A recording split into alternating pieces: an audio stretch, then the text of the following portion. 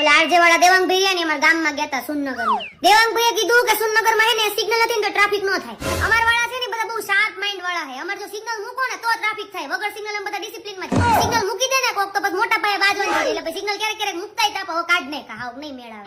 એટલે મેઇન તો હે ને વઢવાણની વાત હતી ઈ કેવાનું રહી ગઈ. ઈ કહું એમને એક હિસ્ટ્રી પૂછી એટલે મને યાદ હતી હિસ્ટ્રી. મેં કીધું લખીને એમને કમેન્ટમાં કહું પણ પછી મને લખવાનો બહુ કંટાળો આવે એટલે મેં કીધું એકાદો વિડિયો જ બનાવી દઉં. રાણક દેવીની રૂપની ચર્ચા તો દેશ વિદેશમાં થતી હતી. એટલા રૂપવાળા હતા. અને એમના લગ્ન રાજા નવગણના પુત્ર રાખેંગાર સાથે થયા જે જૂનાગઢના રાજા હતા. પણ રાણક દેવી છે ને સિદ્ધરાજ જયસિંહને બહુ ગમતા હતા અને એમની હારે એમના લગ્ન નો થયા. એટલે સિદ્ધરાજ જયસિંહે જૂનાગઢ ઉપર હુમલો કરી દીધો.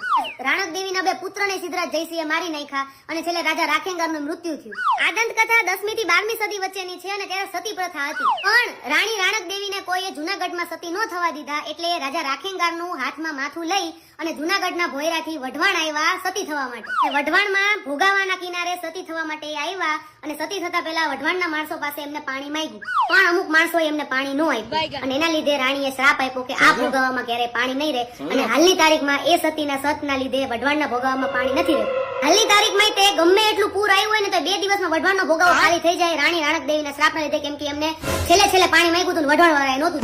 આવું નહોતું કરવાનું પણ જે થઈ ગયું થઈ ગયું. આમાં કઈ સારું હશે એના લીધે આપણે સુરેન્દ્રનગરમાં પૂર ન થતું. કદાચ પાણી ભરે તેના સુરેન્દ્રનગરમાં પૂર આવે આપણે બધા ડૂબી જાય. કોઈ પણ અવતારી પુરુષ હોય કે કોઈ પણ સતી હોય એને વરદાન આપ્યું એક શ્રાપ આપ્યું હોય ઈ આપણા ફ્યુચર માટે સારું જ હોય એવું સમજી અને આ દંતકથા અને હિસ્ટ્રી આપણે સાંભળેલી છે ઈ મેં તમને કીધી. અમુક માણસો હા અડધું ફરધું સાંભળીને આવે ને એમ કે છે વઢવાણમાં એક જૂનો ગઢ હતો ને અહીંયા ભોયરું નીકળે છે તેવું કઈ નથી. હકીકતમાં ઈ જમાનામાં જૂનાગઢ સૌથી હિસ્ટોરિકલ પ્લેસ હતું. બધા સિટીના જે ભોયરા છે ને જૂનાગઢમાં નીકળતા હતા. એટલે આ વાત સાચી છે કે વઢવાણથી જૂનાગઢ સુધીનું ભોયરું છે. અત્યારે બંધ કરી દીધું કોઈ જતા નહીં. કાંજેવાળા દેવાંગભાઈ અહીંયા હવે તમે મારા ગામમાં જાવ ને મને કહેજો અહીંયા છકડો હાલે. મને આખા ગામની હિસ્ટ્રી ખબર મેં બધું જોયું.